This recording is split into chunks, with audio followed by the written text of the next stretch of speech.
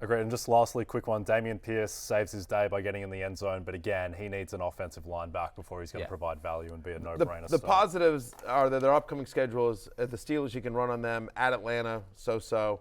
Home to New Orleans, that's not great, but at Carolina. So 3 of the next 4 are either good or middle-of-the-road matchups. I would buy low on Damien Pierce now because their schedule just rest of the season as a last-place team last year is very, very easy. Stroud is good. I think they're going to be in more favorable game scripts than anticipated, and the offensive line will get healthier. Agreed. Our last game here, another upset. The Colts under Gardner Minshew, not Anthony Richardson, beat the Ravens 22-19, and we'll start with the Ravens first because Lamar Jackson, good completion percentage. He completes 22 of 31 passes for over 200 yards, but all of his work was on the ground in this game, Jay. I mean, he runs for over 100 yards. He has the 2 touchdowns, but didn't throw for any touchdowns. This just feels like the offense was built around Lamar, and all the new pieces and old pieces can't get anything else going consistently. Yep, a little bit of clarity in the Ravens pass game in that this is the second game out of 3 that Zay Flowers has had double-digit targets. He looks like the guy. Ravens shouldn't have lost this game. Ridiculous not to call the holding on Zay Flowers on effectively the decisive play of the game. And also the Colts kicker touched God basically yesterday and just could not miss from outside 50 yards. But look, with Lamar, at least you saw the rushing. 101 rushing yards, gets the 2 touchdowns on the ground. It's Lamar Jackson. He's going to be an elite fantasy option. But again, the high-flying, high-octane Todd Monken passing offense just hasn't reared its head in the first 3 weeks. Yeah, I was promised a high-flying offense where I want my money back. I'm annoyed. I'm annoyed. He had 0 passing touchdowns in 2 of his 3 games played this year, and it's not getting easier. They're at Cleveland next week. Who have the best defense in the league right now. I mean, exactly. The Browns defensively are awesome, are just absolutely awesome. After that, it gets easier at Pittsburgh, at Tennessee, home to Detroit. So that'll be my advice is that if you have a panicky manager in your league that's nervous about Lamar Jackson, even Mark Andrews, who's off to a slow start for him, wait 1 week and then pounce because it will get better.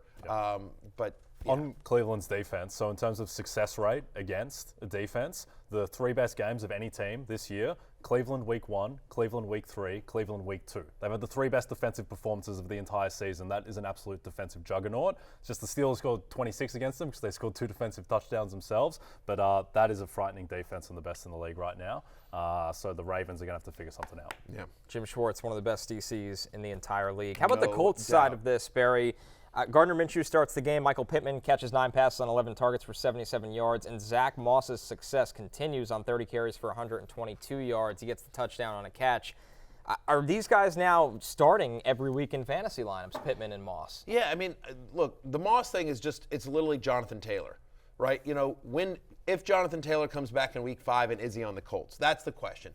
If he is on the Colts, then no. But until Jonathan Taylor is back as the starting running back of the Colts, yeah, Zack Moss. I mean, the usage is unbelievable. We talked about it on Fantasy Football pregame as well. It's in the love list this week as well. Over the last 2 games, he's averaging 85% of the team snaps. He's one of only 3 running backs with 30 or more touches in a game this season. DeAndre Swift and, of course, Tony Pollard on that list as well. Since week 15 of last season, right, when he basically was traded over from Buffalo and it sort of became the guy for the Colts.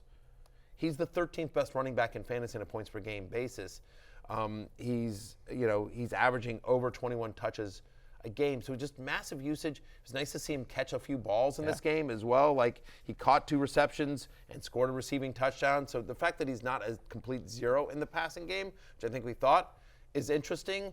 I think you lower him a little bit when Richardson comes down because there's some vulture potential there. But no, they clearly believe in Zack Moss. And like again, we're team Jonathan Taylor here, but seeing the success of Zack Moss, you sort of get Jim Irsay's point of like, why am I going to pay you when I'm getting this kind of production out of Zack Moss? Yeah, looking forward to seeing Jonathan Taylor in the Elijah Mitchell, Zeke Elliott role supporting superstar Zack Moss. I mean, I have no idea what's going to happen with Jonathan Taylor. Is he going to come back and just be Jonathan Taylor again, or is he just not going to play football this year? We still have no clarity or gets traded. And the Dolphins don't look like they need him, by the way.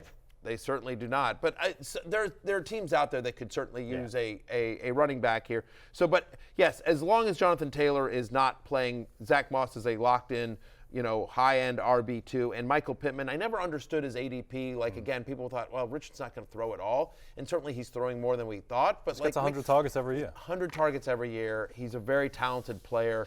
I like Josh Downs. I like what I see out of Josh Downs. I think, deeper leagues, that's a guy to keep on your radar here. But, yeah, I mean, A couple plays for Alec Pierce. Yeah, a couple players for Alec Pierce, exactly. But that would be the pecking order for me, by the way, is Pittman, Downs, Pierce. But not much else to say other than, good for the Colts, man. Good for Shane Steichen. Yeah.